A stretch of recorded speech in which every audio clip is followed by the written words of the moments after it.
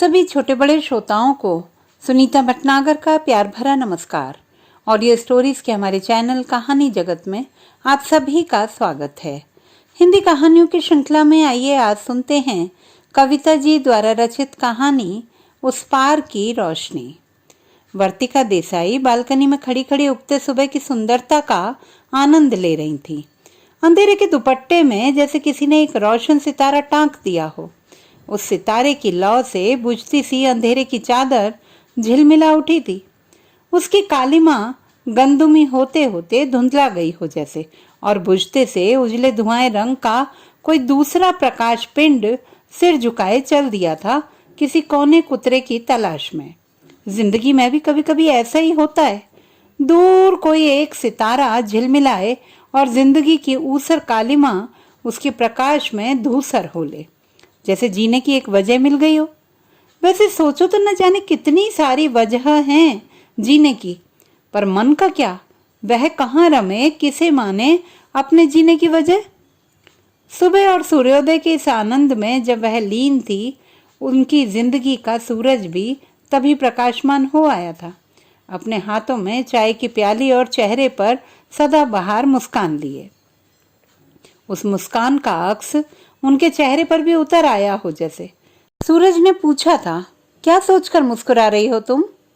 बस यही कि तुम लड़कों के नाम सूरज, रवि, प्रकाश, उदय, आदित्य जैसे ही क्यों होते? सारा का सारा तेज, सारा का सारा पुरुषार्थ, सारी सत्ता बस तुम लोगों के नाम में। तुम लोग सर्वशक्तिमान, और हम औरतें वीणा, सिया।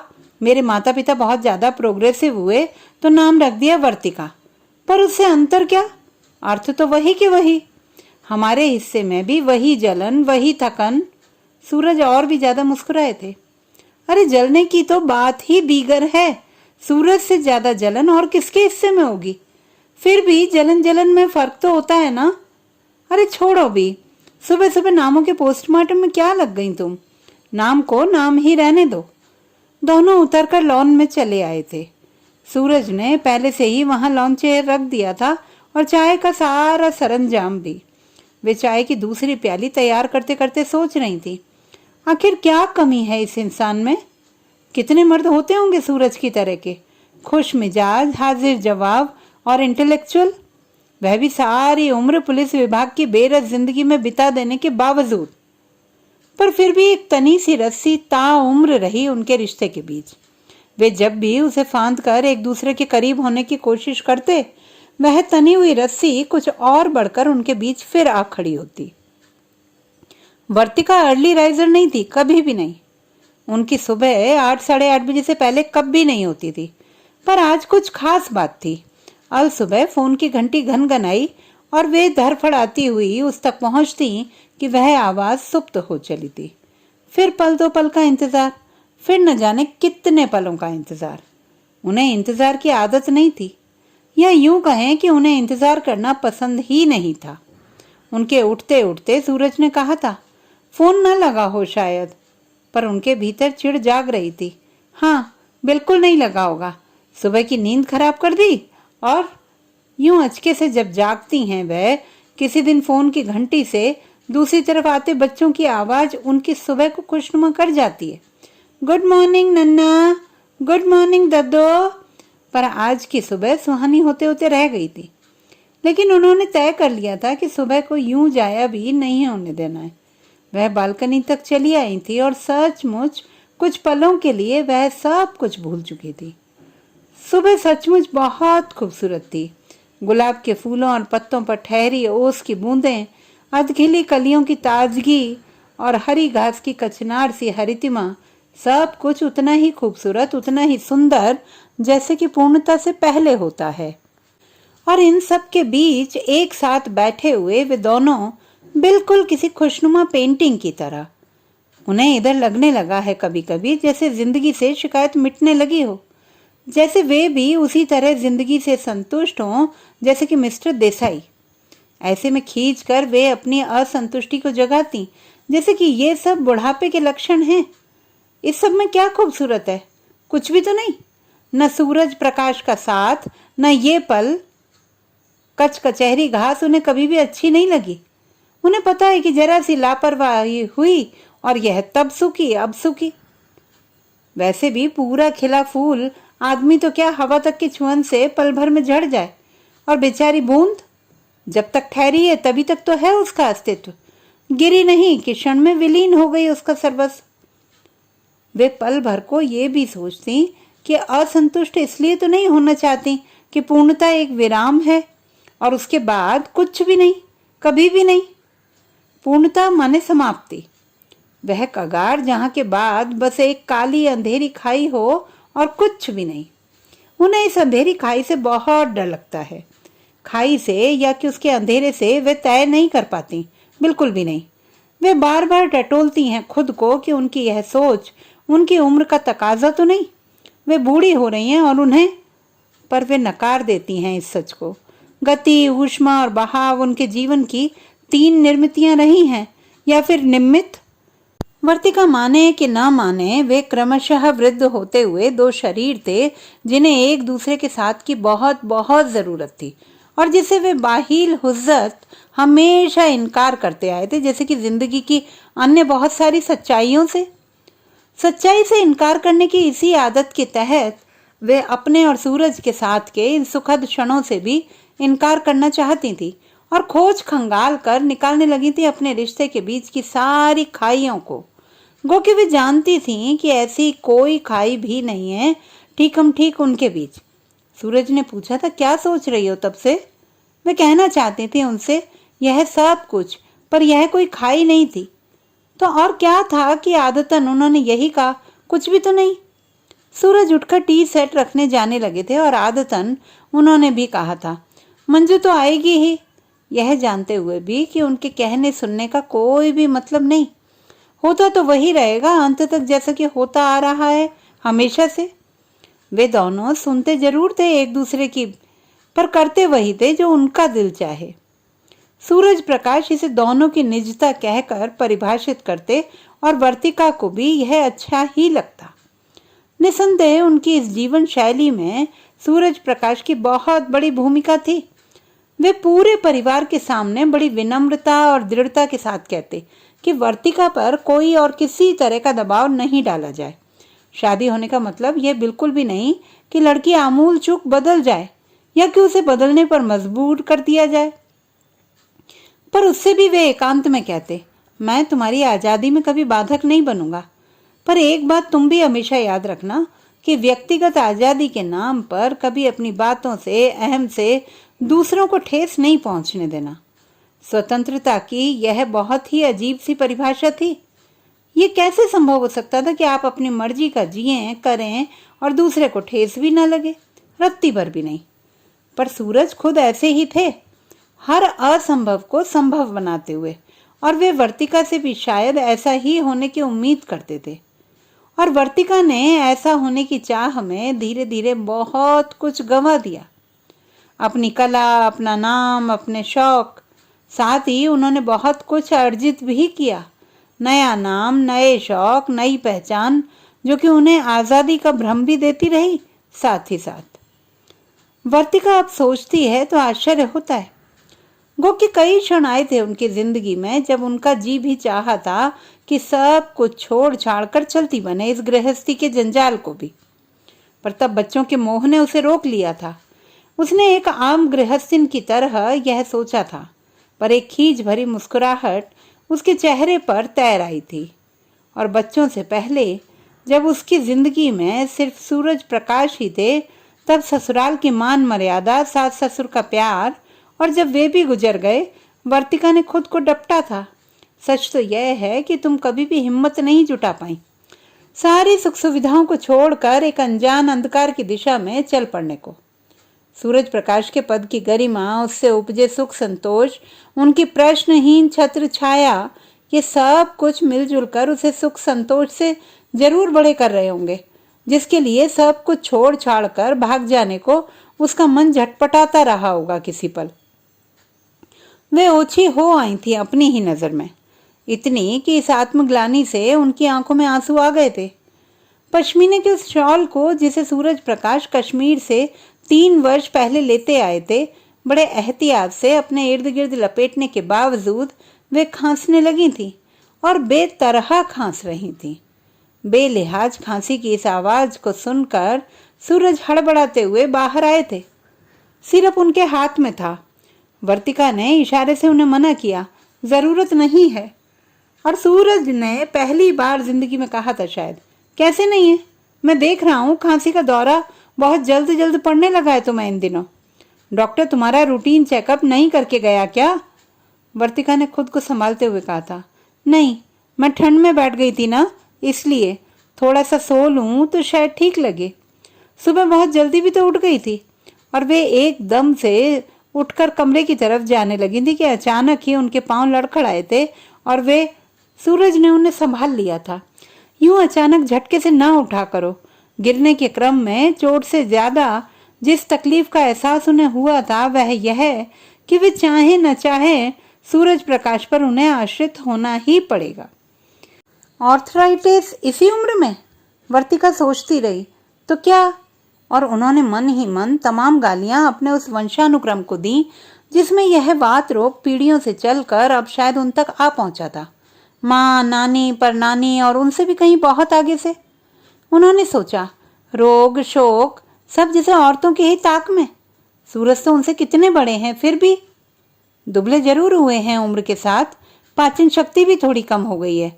डाई नहीं करते तो कनपटी के सफेद बाल भी दिखने लगे हैं। फिर भी यह सब कुछ उन पर फबता है, उन्हें और भी ज्यादा गरिमामय बनाता हुआ। और एक वह, क्या औरतों को रोग, उम्र, शौक इसीलिए ज्यादा परेशान करते हैं कि उनके मन के चोर तहखानों में भी बना होता है कोई और तहखाना जिसमें न जाने कितनी अनाम ख्वाहिशें, कितनी कामनाएं सब तड़तड़ तड़फड़ करती हुई पड़ी रहती हैं, रौंती रहती हैं उन्हें भीतर ही भीतर। उन्होंने सूरज प्रकाश के चेहरे को बहुत गौर से देखा था। क्या यहाँ कोई कामना नहीं होगी, कोई दबी ढकी अनाम सी चाहत? पर नहीं, उन्हें अभी भी लगा था कि सूरज संतुष्ट हैं जिंदगी से, उस सब से जो उन्हें प्राप्त है, यानी कि उस उतने से भी जो कि जोर जबर मिल जाता है उन्हें, या कि जो कि मन को समझाकर या मार कर वह दे देती हैं, कि यह तो उनका प्राप्य है, उनका हक। पहले शिकायत होती थी इस सब से, बाद में वह भी नहीं, और अब तो सूरज उन्हें सहारा देते हुए कमरे तक ले आए थे। और एक पल को उन्हें लगा था कि सूरज तो है ही नहीं, कोई और है वह।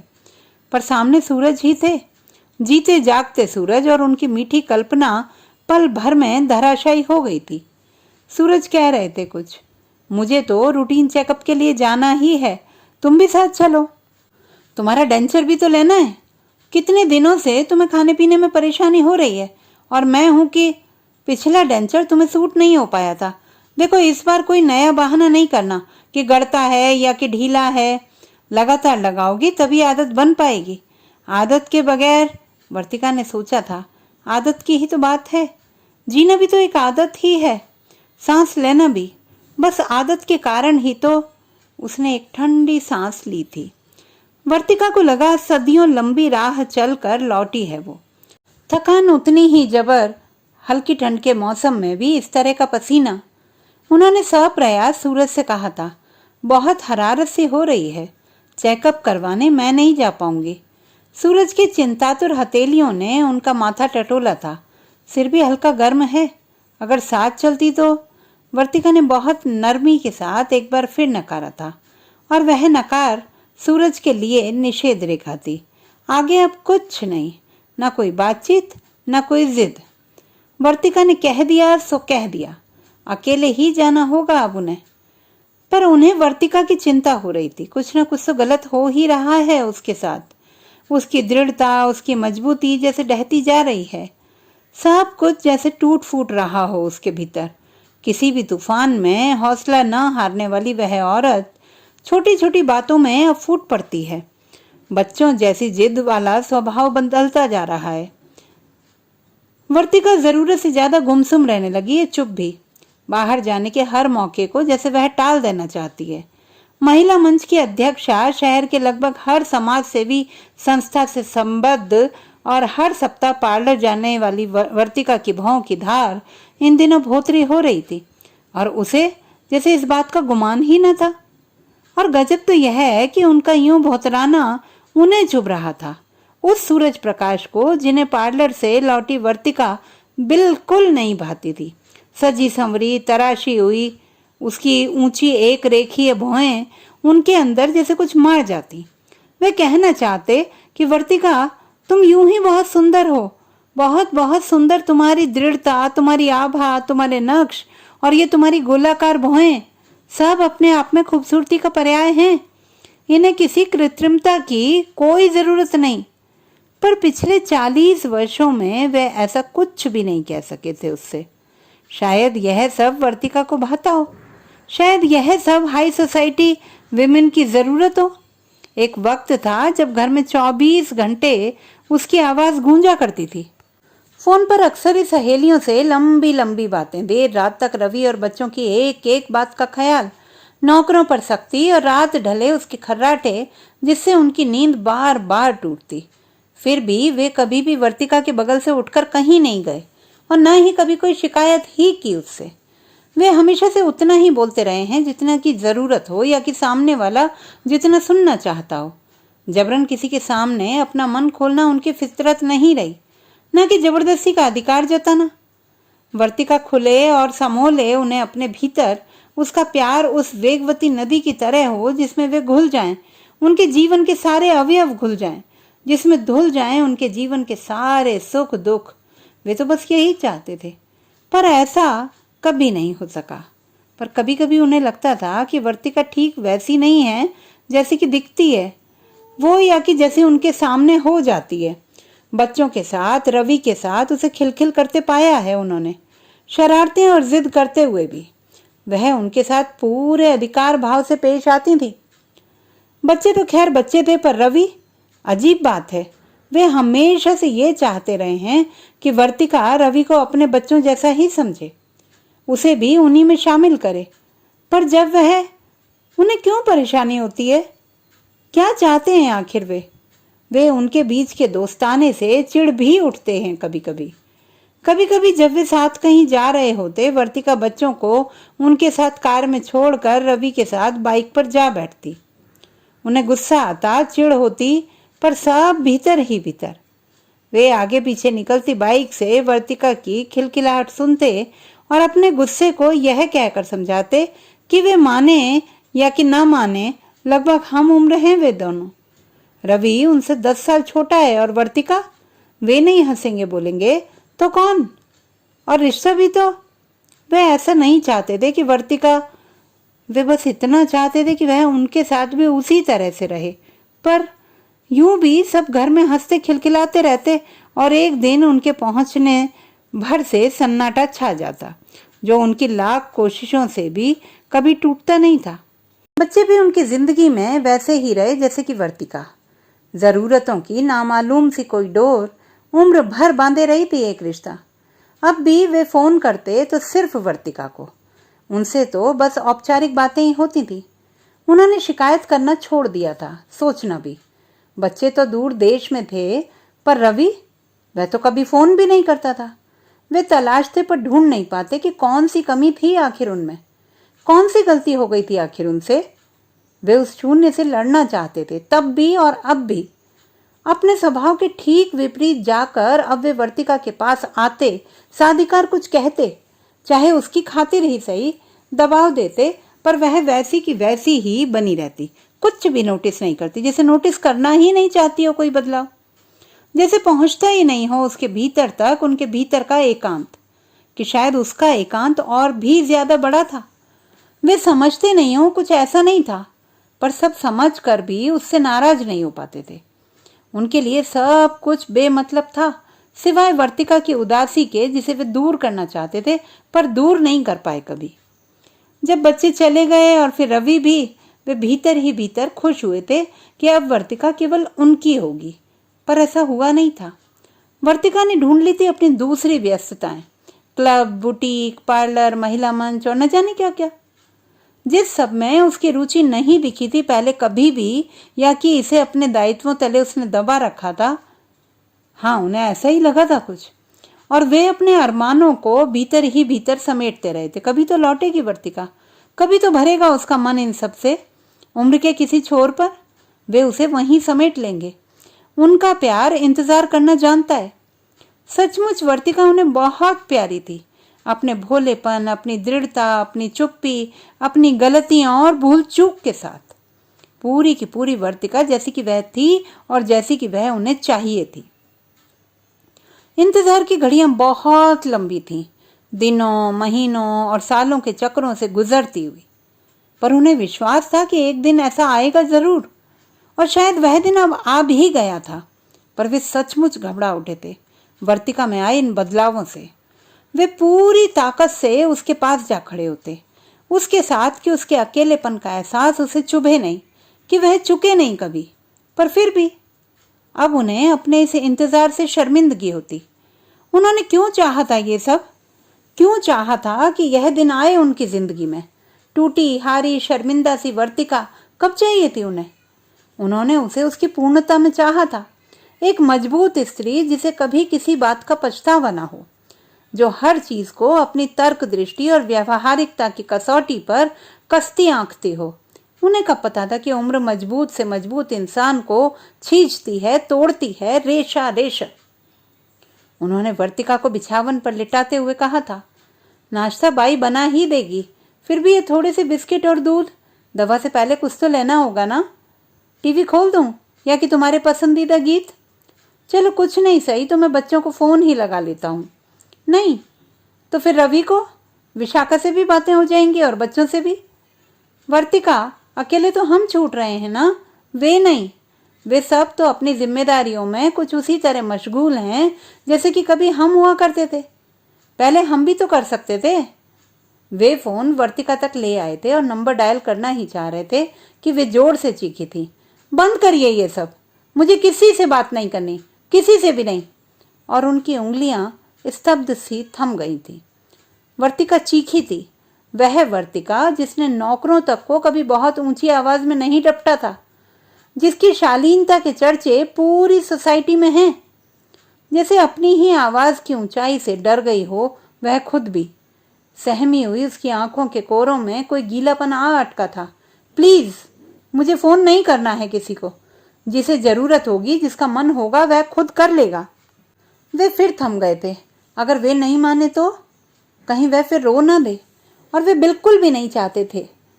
उन्होंने सोचा कि जब वे बाहर निकलेंगे तो उन लोगों को फोन कर देंगे कि वे वर्तिका को फोन कर लें। उन्होंने बगैर वर्तिका से पूछे ही उसकी मनपसंद सीडी चला दी थी। तुम पुकार लो, तुम्हारा इंतजार है। और उसके बाद वो शाम कुछ अजीब थी।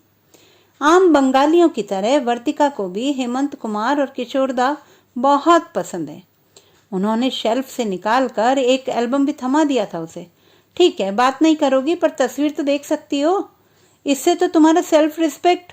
वर्तिका बहुत दिनों बाद हंसी थी, धुली धुली सी ऐसी हंसी, और उनका मन भी हल्का हो उठा था।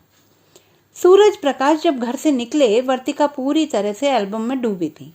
यह उनकी शादी की तस्वीर थी। तस्वीर के नीचे तारीख टंगी थी 12 मई 1980, और उसकी उम्र 31 की होने वाली थी। फिर भी उनके मन का कच्चापन उनके चेहरे पर था, और इस कारण एक भोलापन भी। वर्तिका जब पहली बार मिली थी मिस्टर देसाई से तब 28 की रही होगी। वर्तिका देसाई नहीं, वे वर्तिका दास थीं तब। मिस्टर देसाई ने उन्हें एक डांस प्रोग्राम में परफॉर्म करते देखा था, और फिर एक दिन रिश्ता लेकर आए थे उनके माता पिता के पास। वर्तिका ने तो पहले बिल्कुल ही नकार दिया था इस रिश्ते के लिए। इस तरह किसी के साथ कैसे शादी कर सकती है वह, जिससे प्यार नहीं हो, जिसे ठीक तरह से देखा जाना नहीं हो। वह तो तभी शादी करेगी जब उसे कोई पसंद हो या उसे किसी से प्यार हो। उसके पिता समर्थन में खड़े थे उसके साथ। उसकी जिंदगी का सवाल है, फैसला तो उसका ही होना चाहिए। पर माँ ऐसा नहीं सोचती थी। वे सोचती थी शादी ब्याह की एक उम्र तो होती ही है। आज जो रिश्ते आ रहे हैं कल को वह भी ना आए तो, और उसके पीछे 3 और बेटियां भी तो हैं। धीरे धीरे माँ की सोच उसको भी अपने रंग में रंगने लगी थी, और उसने इस रिश्ते के लिए हामी भर दी थी।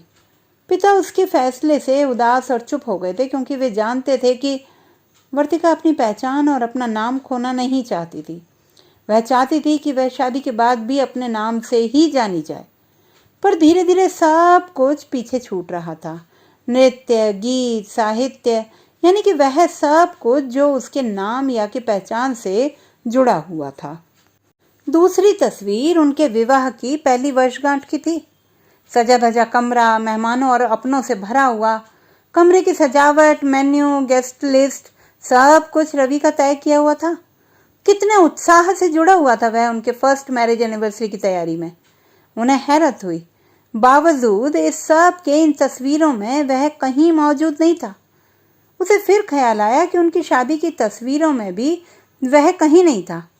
उसने सोचा, ये बहुत अजीब सी बात नहीं कि जो सब कुछ के मूल में था वह कहीं भी नहीं था, और शायद यह भी कि जो तस्वीरों में कहीं भी नहीं था वह सबसे ज्यादा प्रभावी था उसकी स्मृतियों में। वह पन्ने पलटती रही थी। वंश के जन्मोत्सव की तस्वीरें, एक बार फिर वही सब कुछ। रवि क्यों नहीं होता था आखिर कहीं? क्या जानबूझकर या कि अनजाने में ही? जाने अनजाने का विचार यूं भी उसके मन को मथता रहता है हमेशा। जो कुछ भी हुआ था उनकी जिंदगी में, कितना जाने कितना अनजाने, वह यह भी कभी तय नहीं कर पाई थी। कभी कभी लगता सब कुछ अनजाने में ही घट गया था, बिल्कुल अप्रत्याशित। कभी कभी लगता सब कुछ उतना अप्रत्याशित भी तो नहीं था। वह जुड़ पाती सूरज से कि उससे पहले ही रवि ने घेर लिया था उसका मन आंगन। सूरज का गंभीर स्वभाव, सूरज का दफ्तर, सूरज के काम, जबकि रवि हमेशा उसके आगे पीछे घूमता रहता। दोस्तों की बातें, कॉलेज की बातें, दुनिया भर की बातें, किचन में पौधों को पानी देते हुए, यहाँ तक कि बेडरूम में आराम करते वक्त भी। और सूरज को भी इससे कोई परेशानी नहीं होती थी। वे चाहते थे और पूरे दिल से चाहते थे कि वर्तिका रवि का ख्याल रखे, वह उससे प्यार करे और उनसे भी ज्यादा करे। वे जो उनके सघन एकांत के क्षण होते, उसे भी काट पीट कर वे रवि के नाम या कि उन तीनों के नाम कर देते। थके मांदे सूरज जब घर लौटते, लेटे लेटे रवि से पढ़ाई की बातें पूछते रहते, और बातें करते करते ही वे ऊँघने लगते, और कई बार तो रवि से कहते कि यहीं सो जाओ। फिर वर्तिका को भी अपनी उदासी को परे ढकेलते हुए धीरे धीरे रवि से छोटी मोटी बातें करते करते सो जाने की आदत सी हो गई थी। धुर जाड़े की रातें तो अक्सर ऐसी ही होती, क्योंकि इन दिनों सूरज का लौटना अक्सर देर से होता। चाहे सूरज को लगता रहे कि रवि बच्चा है, पर वर्तिका के लिए तो वह हमेशा बड़ा बना रहा। उदास हुई नहीं कि ठिठोली शुरू।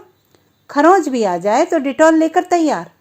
उसे शॉपिंग के लिए ले जाना, उसके सारे छोटे बड़े काम आगे बढ़कर करना। वर्तिका की जिंदगी से धीरे धीरे सूरज प्रकाश जाते रहे थे। कब, कैसे, वह समझ ही नहीं पाई, और न ही वे भी। वर्तिका को धीरे धीरे अपने सपनों का राजकुमार मिलने लगा था, या कि रवि ने उसके मन के उस कोने में सेंध लगा ली थी जहां उसके सपनों का राजकुमार रहता था, या कि उसके सपनों के राजकुमार की छवि रवि से बहुत ज्यादा मिलती जुलती थी, और वे खेल खेल में ही बदल गए थे एक दूसरे से। वर्तिका की जिंदगी में धीरे धीरे सब कुछ बदलने लगा था, पर इस बदलने का आभास किसी को भी न था, या कि वर्तिका को अगर थोड़ा बहुत होता भी तो वह उसे सायास परे धकेल देती। जिंदगी बहुत स्मूथली चल रही थी। हाँ, जब तक माँ जी पिताजी थे, वर्तिका को हमेशा लगता रहा कि वे रवि को वर्तिका के इतने करीब नहीं देखना चाहते थे। सूरज प्रकाश कहकर जाते कि रवि, वर्तिका को डॉक्टर को दिखा लाना, लेकिन वे जब दोनों निकलने को होते, पिताजी रोक लेते कि बहू के साथ वे चले जाएंगे, तुम फलां काम कर लो। जब वे दोनों खिलखिल कर हंसते होते किसी ऐसी वैसी बात पर कि माँ जी पुकार कर रवि को पढ़ाई करने को कहती। जब वे दोनों लूडो, कैरम जैसे गेम में पिले होते, उन्हें सिर दर्द हो जाता या कि उनकी दवाइयां खत्म हो जाती। वर्तिका अब सोचती है तो यह तय नहीं कर पाती कि उन बुजुर्ग आंखों को भविष्य का अंदेशा था या कि, पर माँ जी पिताजी का साथ भी तो लंबा नहीं लिखा था, और उनके जाने के बाद फिर। यह वंश के जन्म के पहले की बात है। स्मूथली चलती जिंदगी में जैसे कुछ ठहराव सा आ गया हो। रवि को पुणे चला जाना था। उसे वहीं इंजीनियरिंग कॉलेज में दाखिला मिल गया था। सूरज घर पर नहीं थे। वे 3 दिन उसके जाने की तैयारियों में कैसे बीत गए थे, उसे पता ही नहीं चल पाया। दिन रात बस काम ही काम। मठरियाँ, नमकीन, शक्करपारे बनाना, स्वेटर, कंबल, चादर एकत्र करना, उसके लिए नए कपड़े बनवाना, उसके पहले छोटे बड़े न जाने कितने और काम। उसे यह धुन ज्यादा परेशान किए रहती कि सूरज होते तो वह जाने से पहले की रात थी। उसने उसका सारा सामान एक कमरे में एकत्र कर दिया था, फिर भी देख रही थी कि कहीं कुछ छूटा तो नहीं। रवि ने पीछे से आकर हथेलियां उसके कंधे पर रख दी थी। सब कुछ ठीक है, और अगर जो ना हुई तो वहां भी मिल जाएंगी। आपको और ज्यादा परेशान होने की जरूरत नहीं है। चलिए खाना खा लें, फिर तो पता नहीं कब। रवि भावुक जरूर था, पर हमेशा जैसे ख्याल रख रहा हो कि उसकी भावुकता कहीं दिखे नहीं। पर अभी वर्तिका भी जैसे उदास हो गई थी, उस सतर्कता के छोर के रवि के हाथ से फिसल जाने भर से। उसने पल भर को सोचा था, अभी तक तो काम काम, फिर कल से क्या करेगी वह। पल भर को चुप्पी पसरी रही थी उन दोनों के बीच। वर्तिका का मन जैसे पिघला जा रहा था। अपने अपने कमरे में घुसने से पहले दोनों ने एक दूसरे को पलटकर देखा था, फिर रुके थे क्षण भर को। रुकने के बाद फिर मुड़े थे। रवि ने अटकते अटकते जैसे कहा था, आज मुझे ढेर सारी बातें करनी हैं आपसे, मैं सो जाऊं आपके पास। वह रुकी थी क्षण भर को। रवि उसके समानांतर आ खड़ा हुआ था। पिछले कई दिनों से तो आपको बात करने की फुर्सत तक नहीं। वर्तिका ने सोचा, उसने क्यों नहीं कही यह बात। अल सुबह तो रवि को निकल ही जाना था। सूरज होते तो रात जैसे बहुत जल्दी जल्दी बीत रही थी। आप अपना ध्यान रखिएगा, समय पर नाश्ता खाना। आप अपनी परवाह बिल्कुल भी नहीं करती। तुम भी, तुम्हें तो बिल्कुल भी होश नहीं रहता, अपना ना अपने सामान का। वहां भी ऐसा ही नहीं करना। समय 12:30 बज चुके थे। बर्नॉल, डेटॉल सब किचन के ड्रॉर में ही है। कुछ तो हो तो लगा लेंगी ना आप, ऐसे ही नहीं छोड़ेंगी जख्म। समय 1:22। सर्दी की दवा तुम्हारे बैग में ही है। खांसी जुकाम तुम्हें हमेशा परेशान करते रहते हैं, और तुम हो कि मैंने लौंग की कलियां भी एक डिब्बे में रख दी हैं, खांसी ज्यादा आए तो। समय 2:34। छोटी छोटी बातें और छोटे छोटे पल। वर्तिका ने पल भर को सोचा, सूरज तो हमेशा जाते हैं टूर पर, वह सामान भी इसी तरह रखती है, पर इतनी चिंता तो कभी भी। उसने अपने मन को बहलाया था, सूरज को लौट आना होता है फिर। घड़ी की सुइयां 3 बजा रही थी। वर्तिका ने करवट बदली दूसरी तरफ। सो जाओ थोड़ी देर, अब क्या सोना, वक्त ही कितना है। रवि ने हौले से उसे अपनी तरफ मोड़ा था। वर्तिका अपने जिन आंसुओं को छिपाना चाहती थी, आखिरकार रवि को दिख ही गए थे। रवि ने उसे अपनी बाहों में समेटकर चुप कराना चाहा था। रोइए तो नहीं, फिर मैं वहां कैसे रह पाऊंगा, कैसे लिख पढ़ पाऊंगा। वर्तिका ने उन बाहों की कैद से खुद को मुक्त कराते हुए आंसुओं को पोंछने का उपक्रम किया था, पर आंसू थे कि जितना पोंछो और तेजी से बह रहे थे। उसका अकेलापन, उसकी जिंदगी की त्रासदी, उसके सुख, उसके दुख, जैसे सब कुछ कह डालना हो उन्हें रवि से अभी के अभी। वह भी जो कि वह कभी नहीं कह पाई। पता नहीं फिर कभी मौका मिले भी कि ना मिले। अलग अलग होने की कोशिश में वे और ज्यादा एक दूसरे की बाहों में आ सिमटे थे। रवि के तप्त होंठ वर्तिका के सारे आंसू पी लेना चाहते थे, अब के और तब के भी जब वह नहीं होगा। वर्तिका उसकी पनाह में भूलना चाहती थी अपनी सारी पीड़ा। फिर किसी पर किसी का जोर नहीं चला था, खुद का भी नहीं, और वह अघटित घट ही गया था जिसे कभी नहीं घटना था, या कि घटा था वह जिसे घटित होना ही था। वर्तिका ने अपने हिस्से के सुख में सेंध मारी थी और उसे पा भी लिया था। अनंत सुख में डूबे हुए उन दोनों को किसी भी वस्तु का भान नहीं था। वे टूट कर जिए थे और मर भी गए थे। घड़ी ने सुबह के 4 बजे का अलार्म बजाया था। वे हड़बड़ाकर एक दूसरे से अलग हुए थे। 4 बज गए। वर्तिका के हाथों एल्बम का वह पन्ना यूं कसा हुआ था जैसे उन क्षणों को अपनी मुट्ठी से आजाद नहीं करना चाहती हो वह। पर क्षण तो क्षण थे और उन्हें तो फिसलना ही था। किसी ने डोरबेल बजाई थी। उसे जैसे होश आया हो, सूरज आए हो शायद, और उसने ठंडे हो आए दूध के साथ जल्दी से दवाइयां ले ली थी और दरवाजे की तरफ लपकी थी। सूरज तो नहीं थे, हाँ बाई दोबारा आ गई थी। इतना वक्त बीत चला, सूरज कहाँ रह गए आखिर। वह अतीत से सिर्फ निकलकर ही नहीं, पूरी तरह निकलकर वर्तमान में आ पहुंची थी। उसने खुद को समझाया था कोई मिल गया होगा, यूं भी कब तक बैठे रहें, तो उसकी खातिर थोड़ा तो वक्त उन्हें भी मिलना ही चाहिए ना। पर मन में फिर भी सवालों के तूफान थे कि उठ उठ ही रहे थे। इतनी देर तक बिना कुछ कहे, बिना उसे फ़ोन किए सूरज आखिर कहाँ रुकते हैं कहीं। वह सूरज के लिए पहली बार इतना डर रही थी जैसे अब नहीं खोना चाहती हो कुछ भी, अब नहीं अकेले होना चाहती वह। अपना ध्यान बटाने की खातिर उन्होंने एल्बम फिर से देखना शुरू कर दिया था। वृंदा के जन्म की तस्वीरें, दोनों बच्चों के स्कूल कॉलेजों की तस्वीरें, फिर भी उनका मन था कि रम ही नहीं रहा था। पन्ने पलटते पलटते आखिर अंतिम पन्ने पर आकर वे थम ही गई थी। रवि और विशाखा की शादी की तस्वीरें। यह पहली तस्वीर थी जिसमें रवि सिर्फ था ही नहीं, उसके केंद्र बिंदु में भी था।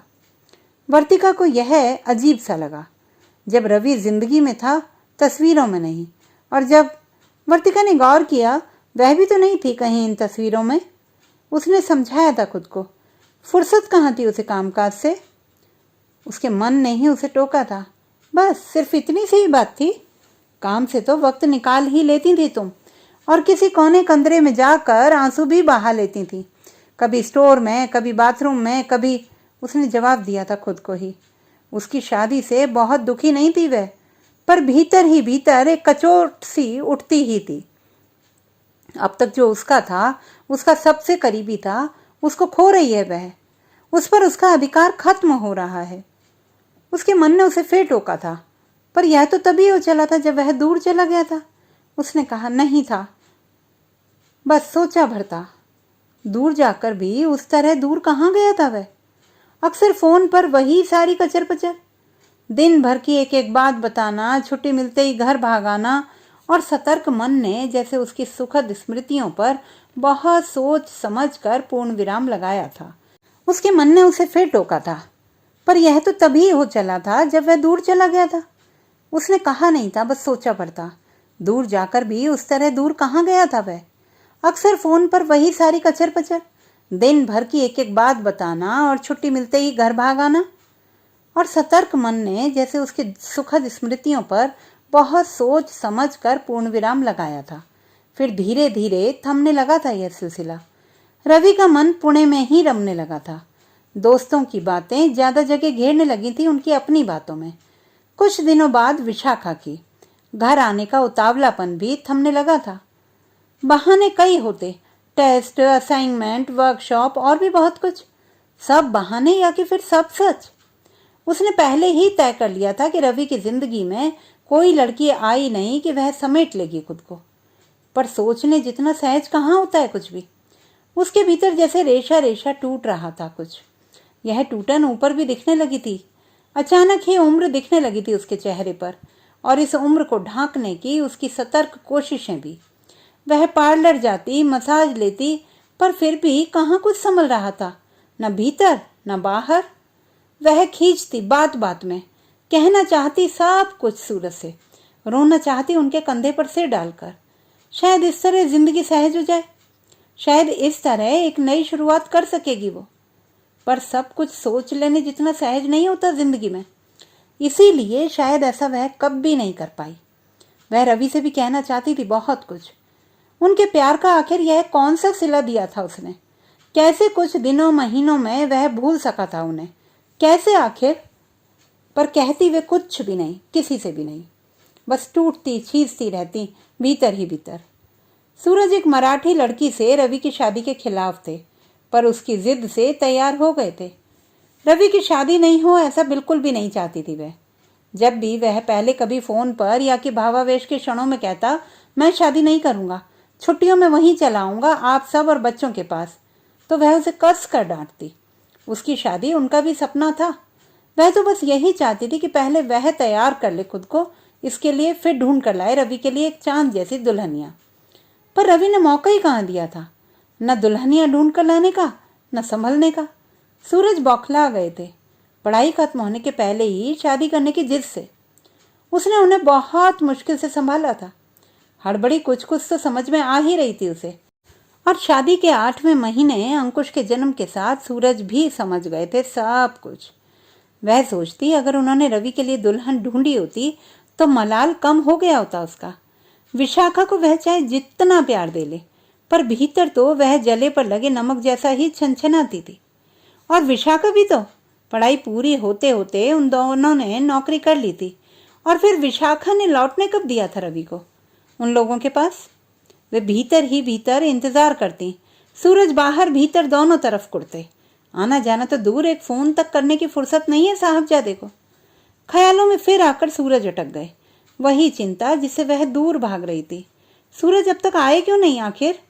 भीतर एक अनाम सा भय चिलकने लगा था। उन्हें घर जरूरत से ज्यादा बड़ा लगा था, दीवारें बहुत ज्यादा मजबूत। अगर इसमें सूरज के बगैर रहना पड़े तो? और इस अकेलेपन की कल्पना भर से ही सिहर उठी थी वह। नहीं, वह सूरज के बगैर नहीं जी पाएंगी। वह भले ही सोचती रही हो कि सूरज का साथ उसकी मजबूरी हो, पर उम्र के इस मोड़ पर यह साथ उसका चाहते न चाहते उसकी आदत बन चुकी है, और आदत से भी ज्यादा एक जरूरत। वे उठी थी और उन्होंने एल्बमों को समेटकर अलमारी में रख दिया था। रखने के क्रम में कुछ तस्वीरें फिसल कर नीचे गिर पड़ी थी। वह समेटने लगी थी उन्हें, जैसे कि जो कुछ बचा कुचा रह गया है उन सब को सहेज कर रख लेना चाहती हूँ अपने पास। शाम रात में तब्दील होने लगी थी और वे बाहर दरवाजे पर कुर्सी डालकर बैठ गई थी, ठंड ओस की परवाह किए बगैर। वे भूल चुकी थी अपनी अस्वस्थता, अपना दर्द। बस सूरज, एक सूरज। अगर उन्हें कुछ हो गया तो? भीतर एक तीखा सा दर्द चिलका था। नहीं, वह माने कि न माने, एक सूरज ही तो है जो साये की तरह दिन रात उसके साथ रहते आए हैं। वह भले ही डूबी रहे अपने ख्यालों में, पर सूरज ने तो हमेशा उसी का ख्याल किया है। बीता सब कुछ धुंधलके में खो रहा था कहीं। बस सूरज, अकेले सूरज, एकमात्र सूरज। उसे और कुछ नहीं चाहिए जिंदगी में। उसने पहली बार सूरज के लिए यह तड़प महसूस की थी अपने भीतर। गो कि इसके बाद एक और ख्याल आया था मन में। यह पीड़ा सूरज से ज्यादा कहीं अपने लिए तो नहीं थी?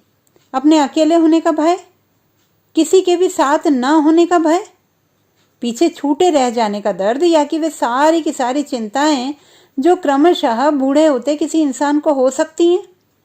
हाँ, अगर ऐसा है तो ऐसा ही सही।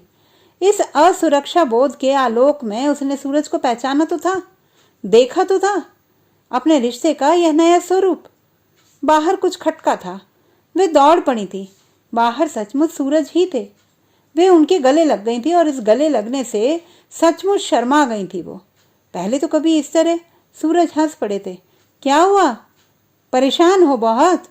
थोड़ी सी चोट लग गई थी। वे चौंकी थी और तब जाकर गौर किया था उनके दाहिने कंधे पर बंधी पट्टी को। वे और कसकर लिपट पड़ी थी उनसे। डॉक्टर के यहाँ जाने के लिए गाड़ी पार्क करके अभी निकला ही था कि एक साइकिल वाले से धक्का लग गया। वैसे चोट तो ज्यादा नहीं, पर वे सूरज को ऐसे सहेज कर ले जा रही थी जैसे वे कोई दुधमुहा बच्चा हो। वे दौड़कर उनके लिए पानी लेकर आई थी। सूरज ने जेब से निकाल कर दवाएं थमा दी थी। सूरज एकटक देखते रहे थे उन्हें, जैसे कि पहली बार मिली वर्तिका को देखा था। पर आज की वर्तिका उन्हें और भी ज्यादा सुंदर लगी थी, और भी ज्यादा सहज।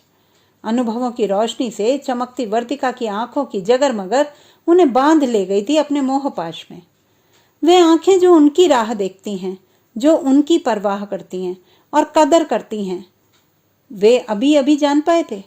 और जिस एक बात को जानने की चाह उनके भीतर वर्षों से संचित थी, तो क्या उनके जीवन का प्रतीक्षित पल आ गया था सचमुच? वे साथ साथ खा रहे थे हमेशा की तरह, पर इस साथ साथ खाने में साथ खाने का भाव उन्होंने पहली बार महसूसा था। रात गहरा रही थी, पर सूरज के अंतर में एक आलोक था, एक मर्म भेदी आलोक। रात बीत रही थी और वर्तिका सचमुच उनके पास थी, उनसे घिरी हुई। इतना पास, इतना करीब तो वह कभी नहीं लगी। बीता सब कुछ धुंधलका सा।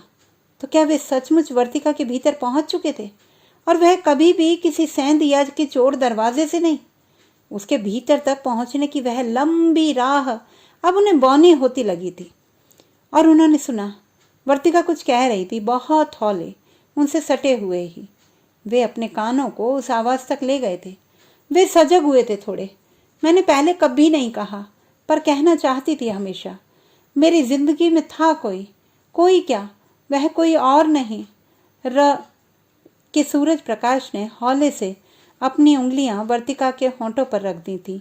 नहीं, कुछ भी नहीं, कुछ भी कहने सुनने की कोई ज़रूरत नहीं है हमारे बीच। हम दोनों ने साथ साथ ही तो जिया है और मैंने महसूस भी किया है सब कुछ। तुम्हारा अकेलापन, तुम्हारा दुख, तुम्हारी पीड़ा, तुम कहो कि ना कहो, मैं तो बस इसी में खुश रहा कि तुम छोड़ कर नहीं गई अकेले मुझे बीच राह। वर्तिका को लगा कि वह सिमट कर बहुत छोटी हो गई है, बिल्कुल टुइयां सी, और सूरज हैं कि बड़े हुए जा रहे हैं, इतने बड़े कि पूरा बिछावन छोटा हुआ जा रहा है। इसी बृहत्तता में दुबक कर जी लेंगी वे अपनी बची कुची सारी जिंदगी। और सचमुच उन्होंने गौर किया, जुगनू से चमकते इन पलों में कुछ भी नहीं था, न बाहर न भीतर, न अंतस की इन स्मृतियों में। बस सूरज थे, वे थीं और कुछ पल, या कि बहुत सारे पल उनके साझा सुखों के। तो दोस्तों, ये थी हमारी आज की कहानी। आपको कैसी लगी कमेंट बॉक्स में लिखना ना भूलें। चैनल को सब्सक्राइब करें, लाइक करें और मित्रों के साथ शेयर करें।